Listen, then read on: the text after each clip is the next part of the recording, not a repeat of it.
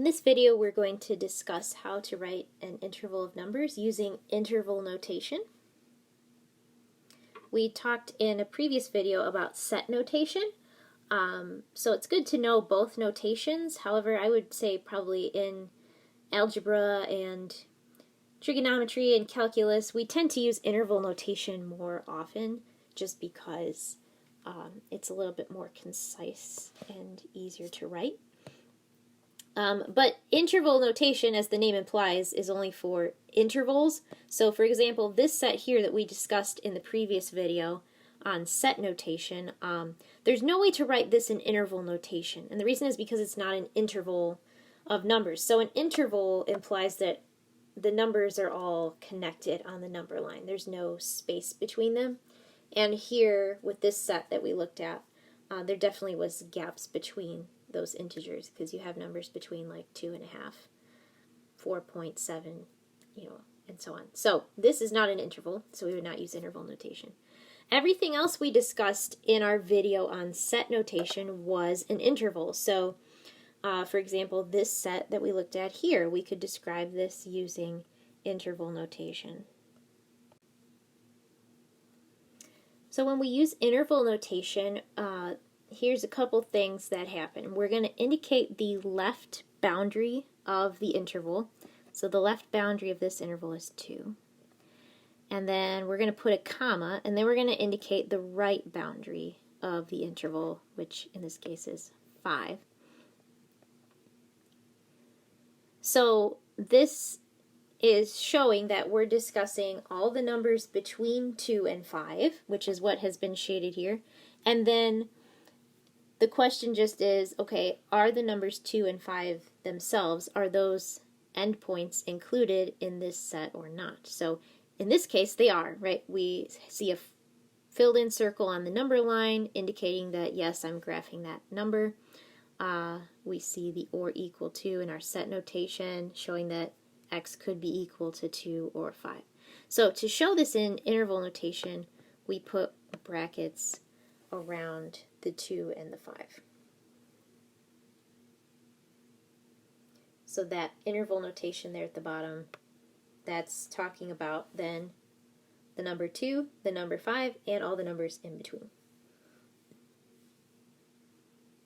This, by the way, is why the textbook that we use in some other textbooks uses brackets on the number line instead of filled in circles. You don't see that quite as often, but that is kind of tying into that interval notation there.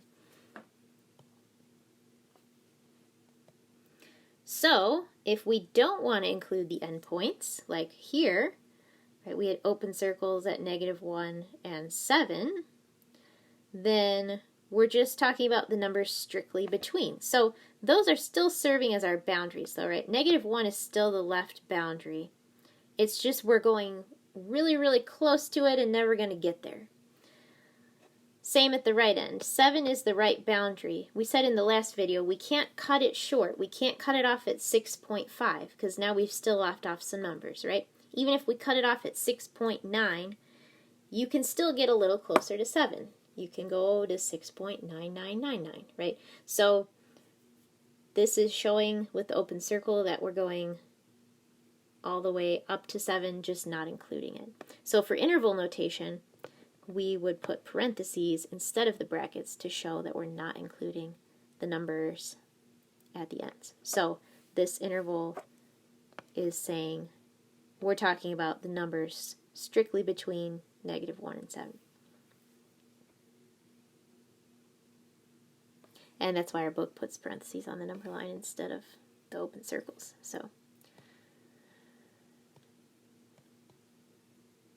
you might have one endpoint is included and the other is not. So it's really similar.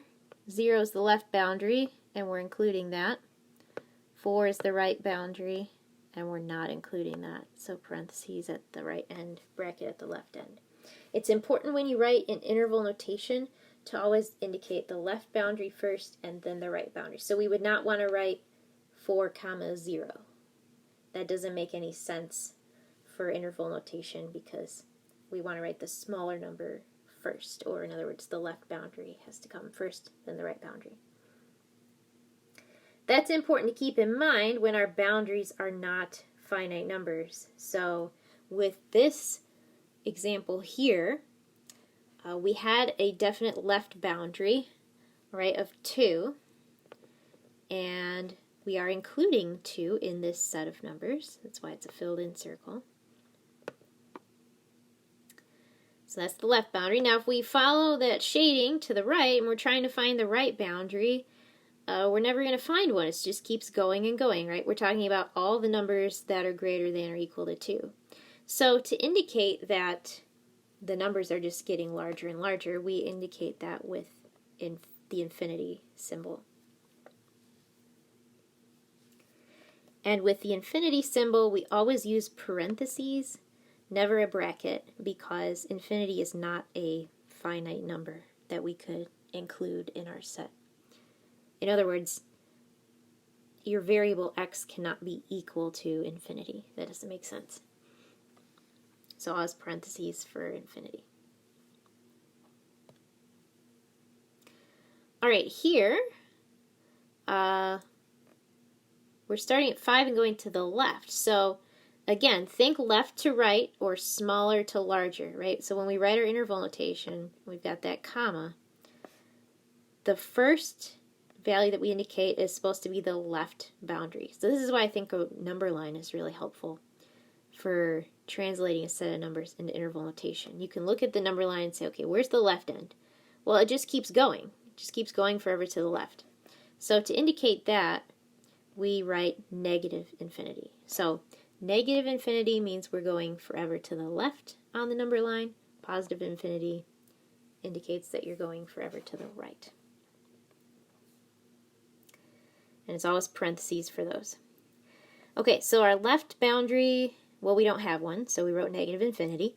And then as we approach the right boundary is the number 5. And that boundary is not included.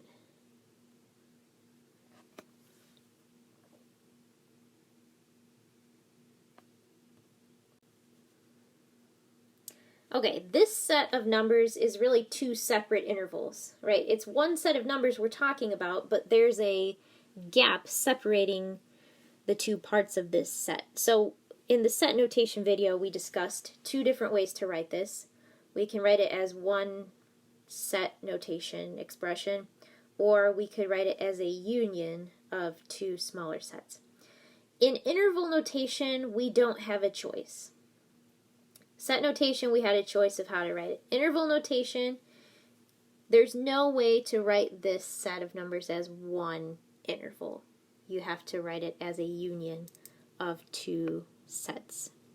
So it's going to be a union of 2 sets. We're just describing basically from here, what we did here, we're describing each of these with an interval now. So the set of all numbers less than or equal to 2, if we look at our number line here, the left boundary is negative infinity.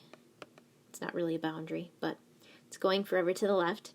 And then the right boundary is 2. And the 2 is included, so we have a bracket there.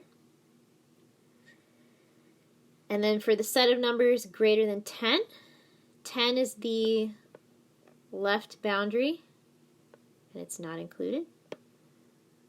And then there is no right boundary, we just keep going forever to the right. So we'll have the infinity symbol there.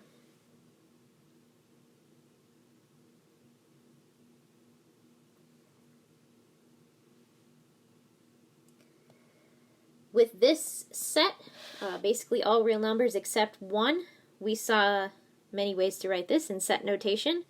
Again, for interval notation, we have to go with what is analogous to basically the third one here. We have to write this as a union of 2 numbers, of 2 intervals, sorry. Anytime you have a gap in your set of numbers, you have to write those 2 sections then as separate intervals. So basically we have an interval describing the numbers less than 1.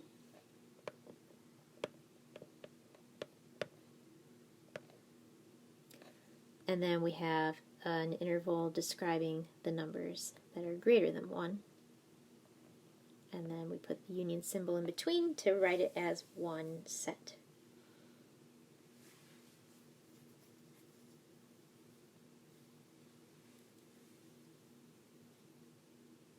And then the last example we discussed in our set notation video was how do we write the set of all real numbers? Well, basically here you don't have any boundaries, right? You're going forever to the left and forever to the right. So in interval notation, you've got negative infinity at the left end and positive infinity at the right end. And we always use parentheses next to those two symbols. So this is how we would write the set of all real numbers in interval notation.